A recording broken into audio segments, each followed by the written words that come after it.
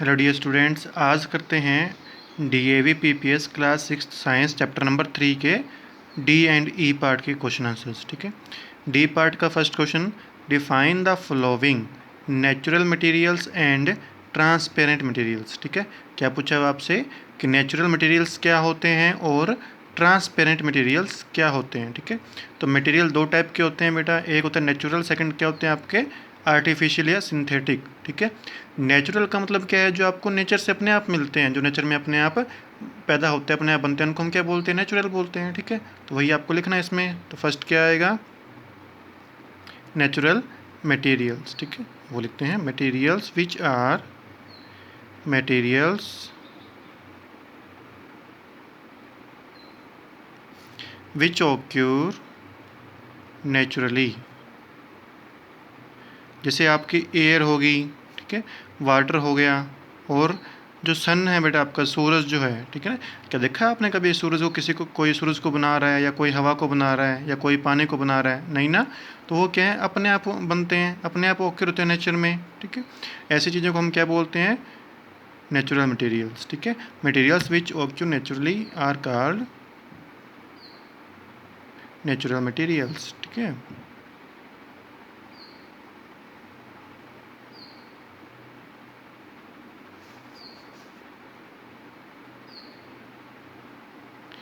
Okay. Second देखो, transparent materials क्या होता है बेटा आपका, सेकंड क्या पूछा हुआ है, ट्रांसपेरेंट मटेरियल्स। ठीक है, कभी कभी आप क्या देखते हो कि आपने क्या लिया है, आपने यहाँ पे कांच लिया है, कांच का कोई टुकड़ा, ग्लास लेते हैं जिसको बोलते हैं हम, ठीक है, या पानी पीने वाले ग्लास जो होती है आपकी ना, वो कांच की है। ठीक है, तो आप क्या करते हो, उसको पानी यहाँ से पानी से फिल करते हो, या बिना पानी के उसको देखते हो, और क्या करते हो, इस साइड से देखते हो। तो आप क्या देखते हो, इस साइड आपका हाथ आपको दिखाई देता है, इस सेकंड साइड में आपका हैंड आपको यहाँ से वो इस साइड दिखाई देता है। ठीक है ना, तो ऐसी चीज़ें जिनके आप आर पार देख पाते हो, ठीक है ना, उनको हम क्या बोलते हैं बेटा, ट्रांसपेरेंट मटेरियल। क्या बोलते हैं इस चीज़ों को हम, ट्रांसपेरेंट मटेरियल। ये होता क्यों है, क्योंकि ये क्या करते हैं, इनके ऊपर जो लाइट गिर रही है ना, ये सारी लाइट को अपने अंदर से पास होने दे रहे हैं। ठीक है, इसलिए इनको हम क्या बोलते हैं, ट्रांसपेरेंट मटेरियल बोलते हैं। ठीक है, तो डेफिनेशन क्या आएगी, materials which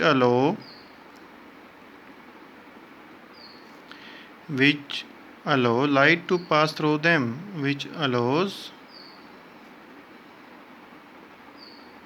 light to pass through them are called transparent materials. ठीक है, question number second, name any three materials that are transparent and opaque in nature. ठीक है, वही पूछा है कि ट्रांसपेरेंट मटेरियल्स के तीन एग्जांपल बताओ आप, कोई भी ऐसे तीन चीज़ें जो क्या होती है, ट्रांसपेरेंट होती है। ठीक है, जिनके आप आर पार देख सकते हो। ठीक है, जैसे आप प्योर वाटर होता है, जो पानी आप पीते हो ना, तो उसके आर पार देख सकते हो ना। अब मान लो आपके पास क्या है, कांच का एक बीकर है, जैसे मान लो ये कि आपके पास एक बीकर है या गिलास है, इसमें आपने क्या कर रखा है, प्योर वाटर डाल रखा है। ठीक है, इस साइड इसके कोई कैंडल जल रही है, ऐसे कोई कैंडल है, आप क्या कर रहे हो, यहाँ खड़े होकर इस साइड से देख रहे हो इस पानी के अंदर से, तो आपको वो कैंडल जलती हुई दिखाई दे रही है ना। इसका मतलब क्या है, इस पानी के लिक्विड के आप आर पार देख पा रहे हो, है ना। और ऐसी चीज़ों को हम क्या बोलते हैं, ट्रांसपेरेंट। ठीक है, तो एक एग्जाम्पल तो यही हो गया आपका। ठीक है, ऐसे ऐसे आपको थ्री एग्जाम्पल्स लिखने हैं। ठीक है, तो लिखते हैं फर्स्ट, ट्रांसपेरेंट मटेरियल्स के थ्री एग्जाम्पल। फर्स्ट क्या पूछा आपसे, ट्रांसपेरेंट। ठीक है, तो कौन कौन से होते हैं, फर्स्ट तो क्या होता है आपका ग्लास, ठीक है, कांच जो होता है। ठीक है, सेकंड क्या होता है आपका प्योर वाटर, जो पानी आप पीते हो साफ पानी, वो भी क्या होता है, ट्रांसपेरेंट, उसके आर पर आप देख सकते हो, प्योर वाटर। थर्ड क्या हो सकता है, एयर, हवा जो होती है, हवा होती है ना आपके आसपास चारों तरफ, उसके अंदर से भी आप पेड़ों को देख पाते हो, मकान को, घर को, एक दूसरे को, सभी को देख पाते हो। एयर तो हर जगह है, फिर भी आप उसके आर पर देख पा रहे हो, मतलब इसका मतलब क्या है, वो भी कैसे है, ट्रांसपेरेंट। ठीक है, और क्या होगा, पॉलीथीन शीट, क्या होती है आपकी, पॉलीथीन सीट जो होते हैं, पॉलीथीन जो होते हैं ना आपके घर पे, जो व्हाइट कलर का पॉलीथीन होता है, उसके आर पार भी देख सकते हो ना, तो वो भी कैसा होता है आपका, ट्रांसपेरेंट। ठीक है, सेकंड क्या पूछा है आपसे, ओपेक। क्या पूछा है बेटा आपसे, ओपेक। ओपेक मटेरियल्स क्या होते हैं, वो चीज़ें जिनके आर पार आपको दिखाई नहीं देता, जिनके आर पार आप देख नहीं सकते, उनको हम क्या बोलते हैं, ओपेक मटेरियल्स बोलते हैं। ठीक है, जैसे आपका ब्लैक बोर्ड हो गया, है ना, ब्लैक बोर्ड के पीछे आप देख सकते हो दीवार को, उसके आर पार नहीं देख पाते ना दीवार को आप, तो वो कैसे है आपका, ओपेक। ठीक है, ब्लैक बोर्ड हो गया, वुड, लकड़ी जो होती है आपकी, लकड़ी वुडन शीट होती है, उसके आर पार आप नहीं देख पाते हो।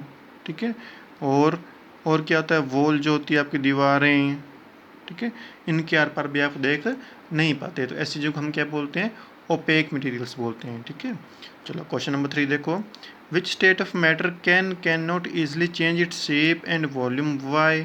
ठीक है, क्या पूछा हुआ है कि मैटर की 3 स्टेट होती है, सॉलिड, लिक्विड और गैस। इन तीनों में से कौन सी स्टेट है मैटर की जो अपनी शेप और वॉल्यूम को चेंज कर सकते हैं और जो अपनी शेप और वॉल्यूम को चेंज नहीं कर सकते, और क्यों नहीं कर सकते ये बोला हुआ है। ठीक है, तो फर्स्ट क्या है आपका, जो अपनी शेप को चेंज कर सकते हैं। तो कौन सी स्टेट होती है जो अपनी शेप और वॉल्यूम दोनों को चेंज कर सकती है ना। गैसियस स्टेट कौन सी होती है बेटा, गैसियस स्टेट। तो क्या लिखोगे, gaseous state of matter can change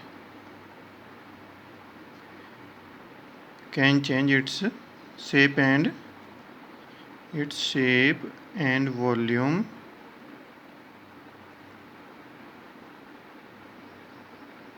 because, ऐसा क्यों कर पाते हैं गैस स्टेट, क्योंकि उनके पार्टिकल्स जो होते हैं ना, उनके अंदर वो बिल्कुल लूजली बाउंड होते हैं। ठीक है, because particles of gaseous state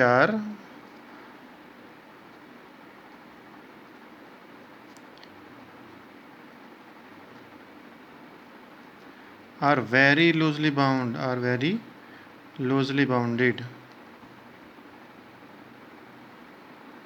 and they can,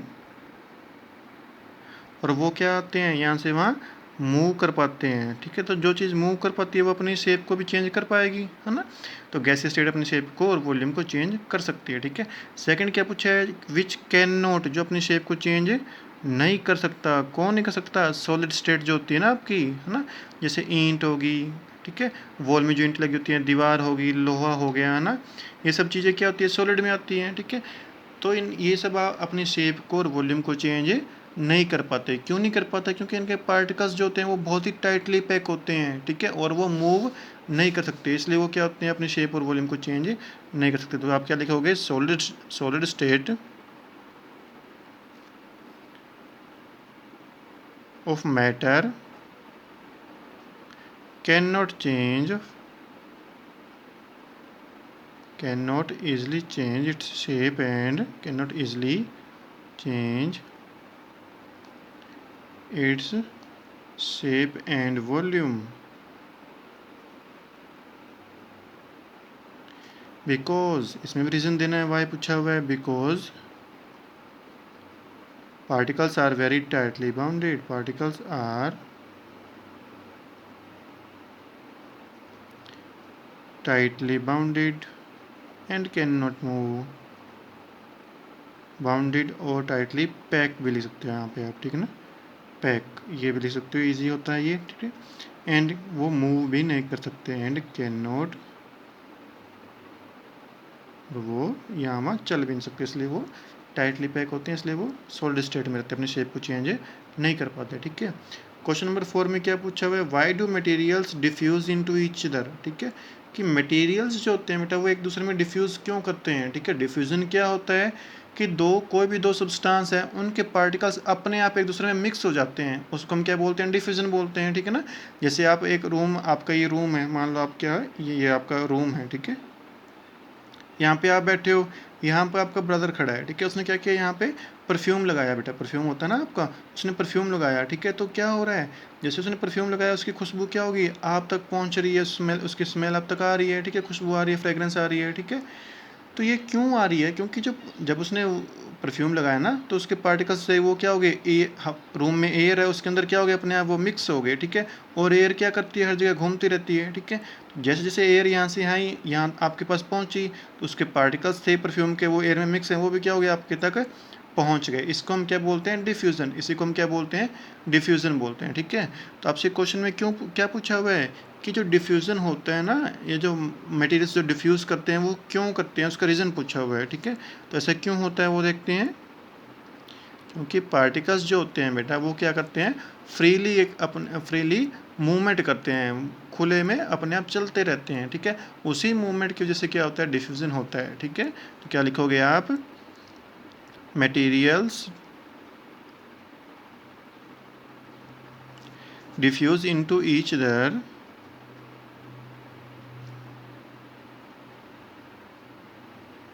due to free movement of particle, due to free movement of particles, ठीक है। पार्टिकल्स फ्रीली मूवमेंट करते हैं, इसी को जैसे क्या होता है वो एक दूसरे में डिफ्यूज़ होते रहते हैं, इसी को डिफ्यूज़न बोलते हैं, ठीक है। चलो क्वेश्चन नंबर 5 देखो, define the term solubility, define the term solubility, how does it change on increasing the temperature of the water, ठीक है। सोल्यूबिलिटी क्या होती है, ठीक है, और जैसे जैसे आप पानी का या किसी चीज़ के टेम्परेचर को चेंज करते हो ना, तो उसके टेम्परेचर चेंज करने से सोल्यूबिलिटी पे क्या फ़र्क पड़ता है, आपसे वो पूछा हुआ है, ठीक है। तो देखो सोल्यूबिलिटी क्या होती है बेटा, आपके पास वाटर है, 1 गिलास पानी है, उसमें आप क्या डालते हो, चीनी डालते हो, ठीक है। तो उसमें जितनी अमाउंट की चीनी घुल गई है, ठीक है ना, जो आपने चीनी डाली ना 1 चम्मच चीनी, उसमें से कितनी चीनी उसके अंदर डिजोल्व हो गई है, घुल गई है, उसी को हम क्या बोलते हैं, उसकी सोल्यूबिलिटी बोलते हैं, ठीक है। और क्या पूछा हुआ है, टेम्परेचर के साथ क्या फ़र्क पड़ता है, ठीक है। तो जब आप टेम्परेचर को इंक्रीज़ करते हो, टेम्परेचर का मतलब क्या हो, इंक्रीज़ करने का मतलब क्या हो रहा है, आप गर्म कर रहे हो उसको, ठीक है। जब आप पानी को गर्म करते हो ना, तो सोल्यूबिलिटी भी क्या होती है, उसके साथ साथ क्या होती है, इंक्रीज हो जाती है, ठीक है। तो on increasing temperature solubility also increases, ठीक है। तो लिखते हैं इसका आंसर, सोल्यूबिलिटी क्या होती है, the maximum amount of the substance, the maximum amount of any substance that can be dissolved, that can be dissolved in a given volume of water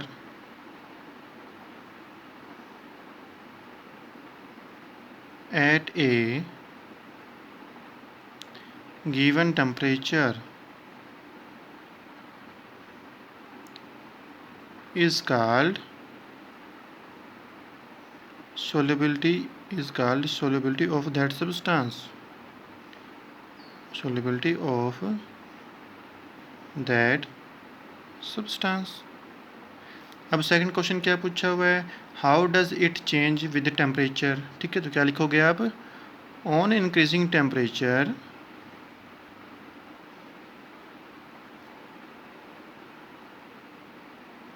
solubility also increases, solubility of substance also increases, ठीक है। जैसे आप temperature increase करोगे या heat करोगे substance को, तो उसकी सोल्यूबिलिटी भी क्या हो जाएगी, उसके साथ इंक्रीज हो जाएगी, ठीक है। अपने अंदर डिजोल्व करने की पावर जो है वो भी क्या हो जाएगी, उसकी बढ़ जाएगी, ठीक है। Name 3 materials that are soluble and insoluble in water, ठीक है। 3 मटेरियल्स के नाम बताने जो पानी में सोल्यूबल होते हैं और जो पानी में इनसोल्यूबल होते हैं, ठीक है। सोल्यूबल का मतलब क्या होता है कि जैसे आपके पास पानी है, उसमें आपने क्या डाला, नमक डाला, ठीक है।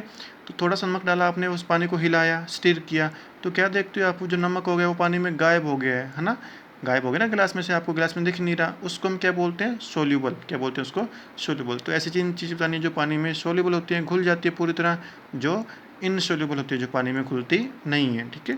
तो चलो फर्स्ट क्या लिखेंगे हम, सोल्यूबल, जो पानी में क्या होती है, सोल्यूबल होती हैं। तो सोल्यूबल 3 चीज़ें कौन कौन सी होती है, एक तो मैंने अभी बोला आपको, कौन सा, सॉल्ट, ठीक है, जो घर पे नमक यूज़ करते हो, और शुगर जो होता है वो भी होता है, वो पानी में डिजोल्व हो जाता है। उसके अलावा और क्या रख सकते हो, लेमन जूस, ठीक है, नींबू का रस जो होता है, और मिल्क जो होता है वो भी, ठीक है। ओके, अब क्या लिखना है, इनसोल्यूबल इन वाटर, जो पानी में घुलते नहीं हैं, ठीक है।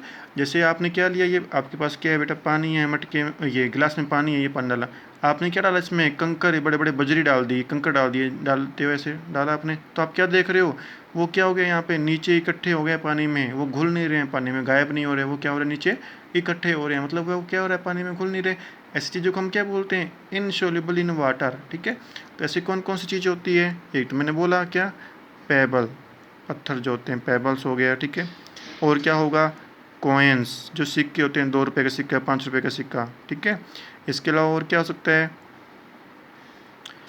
बताओ और क्या सकता है। ऑयल जो होते हैं आपके, ठीक है, ऑयल्स, कैरोसिन ऑयल, मिट्टी का तेल, पेट्रोल, डीजल, है ना, ये भी पानी में डिजोल्व नहीं होते हैं। जब इनको आप पानी में डालते हो ना, जैसे मान लो ये कि आपने गिलास लिया है ना बेटा, इसमें इसमें पानी है, ये पानी, ठीक है, आपने इसमें क्या डाला, ऑयल डाला, ठीक है, कौन सा ऑयल, मस्टर्ड ऑयल, सरसों का तेल डाल दिया आपने, ये आप ऐड कर रहे हो ऐसे, ठीक है, तो क्या होगा, आप क्या देखोगे, जो सरसों का तेल है वो क्या हो गया, उस पानी के ऊपर ऐसे उसने अलग से एक लेयर बना ली है, वो पानी में घुल नहीं रहा है, वो पानी के ऊपर ऊपर इकट्ठा हो गया। इसको भी हम क्या बोलते हैं, इनसोल्यूबल, ठीक है, क्या बोलते हैं इसको, इनसोल्यूबल। ओके, चलो पार्ट ए का first question, why do solids have a fix shape and definite volume, ठीक है, सॉलिड्स की शेप जो होती है वो फिक्स होती है और उनका वॉल्यूम जो होता है वो डेफिनेट होता है, ऐसा क्यों होता है, ठीक है, तो ये बोला हुआ है आपसे, ये पूछा हुआ है। तो अभी हमने ऊपर पढ़ा क्वेश्चन में कि सॉलिड्स में क्या होता है, पार्टिकल्स जो होते हैं वो क्या होते हैं, बहुत ही टाइटली या क्लोजली पैक होते हैं, जिसकी वजह से वो मूव नहीं कर पाते, इसलिए उनकी शेप कैसी होती है, फिक्स होती है, ठीक है। तो क्या लिखोगे आप, particles in solids, because particles in solid particles of solid या in solid are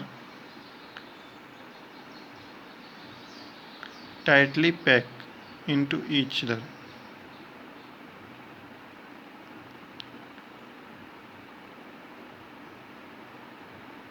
and they cannot move, और वो मूव नहीं कर सकते। Hence solids have a fixed shape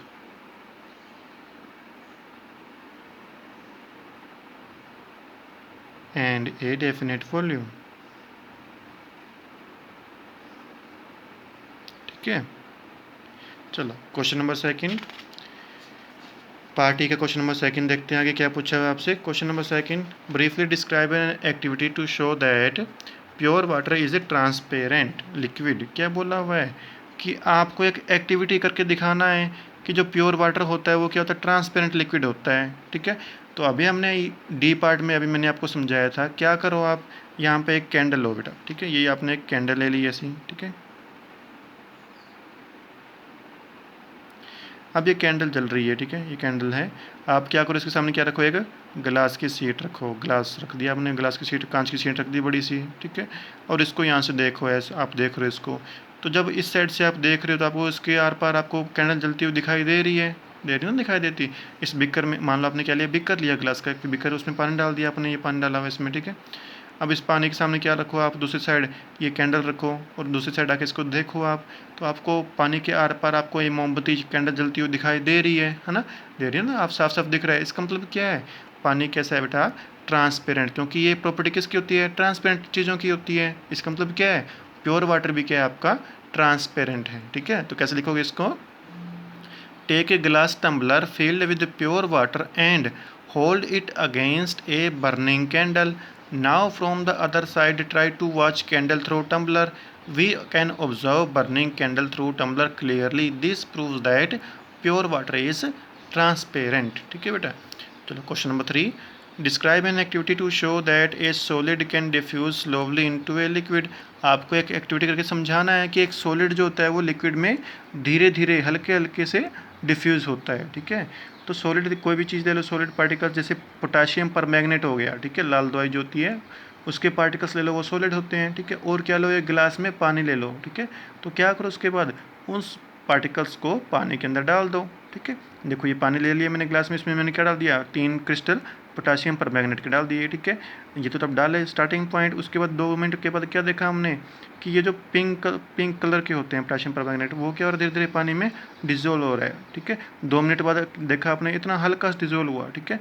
उसको छोड़ दो, 5 मिनट्स के बाद देखो आपने क्या देखा कि कलर कैसा हो रहा है पानी का, और ज़्यादा पिंक हो गया। पहले बहुत कम पिंक हुआ था, उसके बाद और ज़्यादा पिंक हो गया है। थोड़ी देर बाद देखोगे आप क्या हो गया, सारा पानी कैसा होता है, डार्क पिंक हो गया है, ठीक है। इसका मतलब क्या हो रहा है कि पोटाशियम परमैंगनेट के क्रिस्टल है वो धीरे धीरे क्या हो रहा है, पानी में घुल रहे हैं, मतलब धीरे धीरे क्या हो रहा है, डिफ्यूज़न हो रहा है, ठीक है। वही आपको दिखाना, लिखना है इसमें। तो कैसे लिखोगे आप, take water in a glass beaker, now take solid potassium permanganate crystal and add them to the beaker. We will observe that color of water start getting pink slowly. This shows that a solid can diffuse slowly into a liquid, ठीक है। चलो question number 4, what is saturated solution, how can one prepare a saturated solution of common salt in water, ठीक है। Saturated solution क्या होता है और आप या कोई एक इंसान नमक से, कॉमन सॉल्ट क्या होता है, नमक जो आप घर पे नमक यूज़ करते हो उससे एक सैचुरेटेड सॉल्यूशन कैसे तैयार कर सकता है वो भी आपसे पूछा हुआ है, ठीक है। तो क्या होता है, आप क्या लो, आप गिलास लो, उसमें एक गिलास पानी लो, उसमें आप चीनी डालो 1 चम्मच या नमक डालो 1 चम्मच, ठीक है, घोलो उसको, घुल जाएगा। 2 चम्मच डालो घुल जाएगा, 3 चम्मच डालो।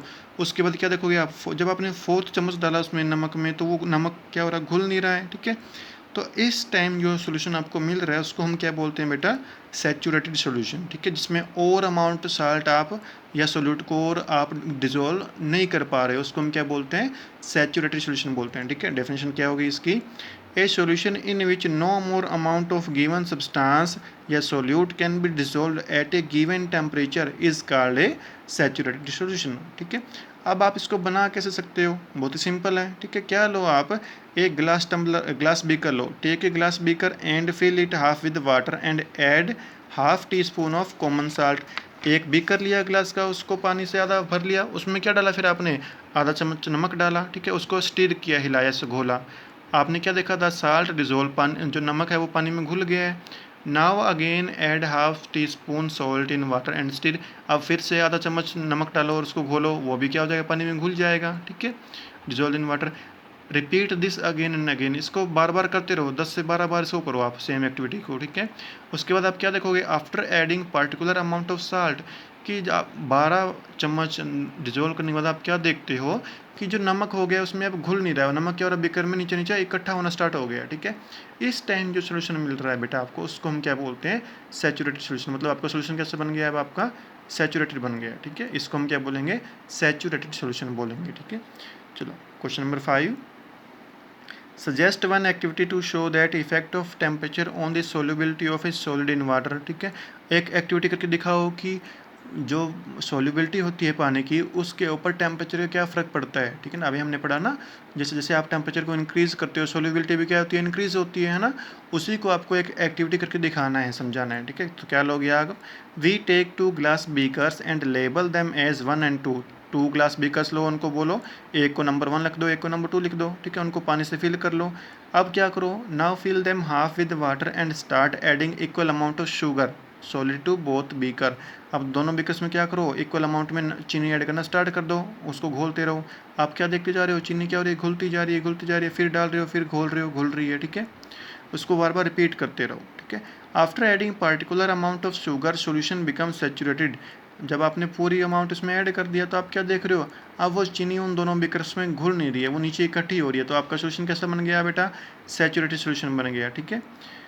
नाव हीट बीकर 2। अब क्या करो, बीकर 2 को आप हीटिंग करना स्टार्ट कर दो, उसको गैस के ऊपर रख दो, बर्नर के ऊपर, और उसको हीट करो। आप क्या देखते हो, जो चीनी पहले नीचे इकट्ठी होगी थी बीकर में, अब वो भी क्या हो गया, पानी में डिजोल्व हो गया, घुल गया। इसका मतलब क्या हो रहा है, उसका सेचुरेशन पॉइंट जो है, सोल्युबिलिटी क्या हो रही है, वो भी क्या हो रही है, इंक्रीज हो गई है। उसमें आप 1 चम्मच चीनी और डाल सकते हो, ठीक है। तो ये क्या इंडिकेट कर रहा है कि जैसे जैसे आप टेम्परेचर को इंक्रीज करते हो, मतलब लिक्विड को या सोल्यूशन को हीट करते हो, गर्म करते हो ना, तो उसकी सोल्युबिलिटी भी क्या होती है बेटा, इंक्रीज हो जाती है, ठीक है। This shows that on heating increasing temperature solubility of substance also increases, ठीक है। चलो थैंक यू, किसी को कोई डाउट हो तो कमेंट्स में बताना, ठीक है।